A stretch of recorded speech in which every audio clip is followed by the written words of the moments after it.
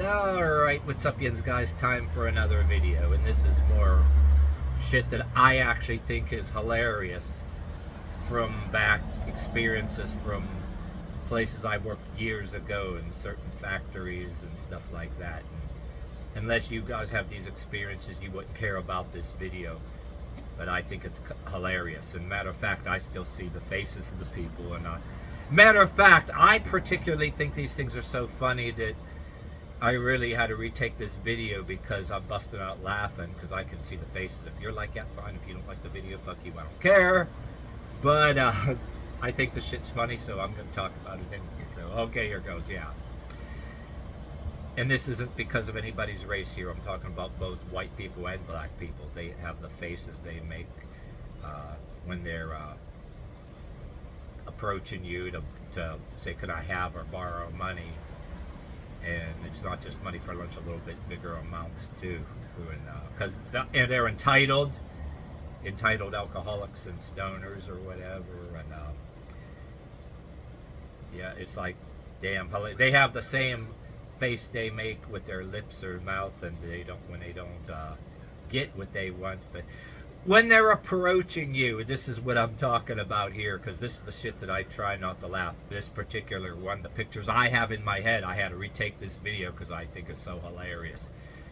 All right.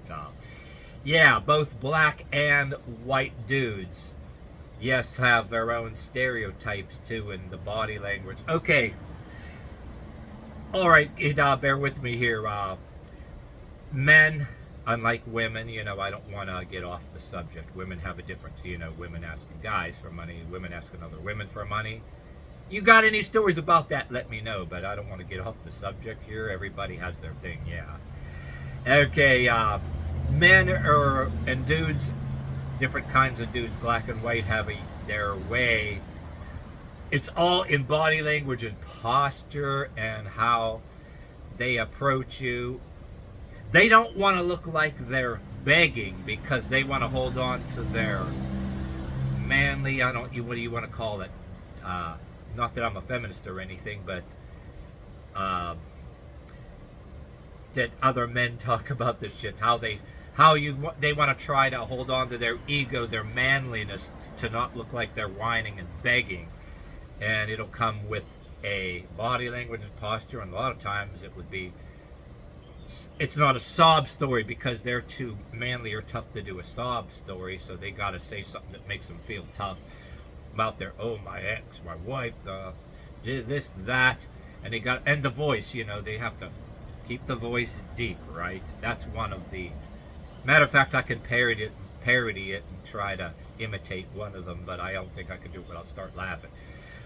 The funniest thing about it, that's what this video is about, is you can see it in them, whether they're black or white. Black people and white people have that thing that they gotta try to feel and appear manly, and they don't want to look like whining or begging, and they don't want it to look like a sob story because, I don't know, that's more like a woman thing.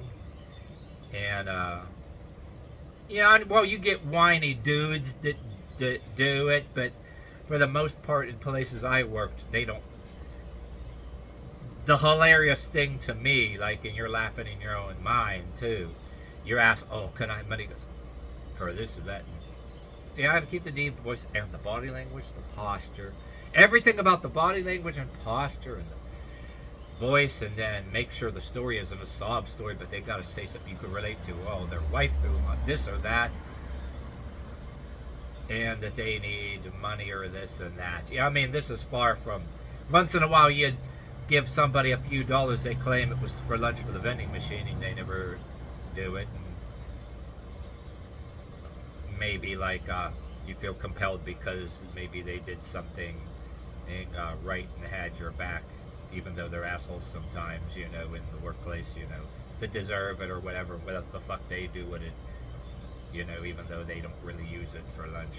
You've done that but you get these people that last 50, 100 bucks, different things like that. Not to make this video on and on, but yeah. You can do you can be a black comedian or a white comedian, or like Henry Rollins talk about it on stage, do it spoken word. If people laugh, they laugh. They don't. But yeah, I have no doubt that black comedians out there. I'm not living under a rock, but I didn't see every comedian in the world. Yeah, I'm sure some black comedians somewhere probably talked about how. But yeah, yes, black people do it to other black people. I have seen it. I had to have friends that I worked with that were black. It happened in front of me, or they would tell the story.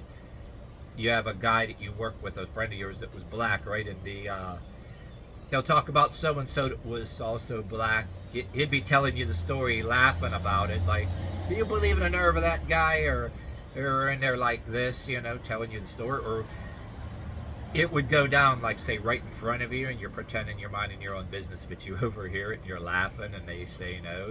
So black people do that with other black people. White people do it with other black people, different kinds of white people variations, different kind of black people variations. But the bottom line, the most hilarious thing about the whole thing is when you think about how they want to, everything about, like I says, don't want to be repetitive, even though I'm being repetitive. But it's fucking hilarious that the body language, the posture, they want to hold on to their manliness, everything about the deeper voice. Don't want to look like they're begging or whiny, so the manly way to do it, and yeah, hilarious as hell.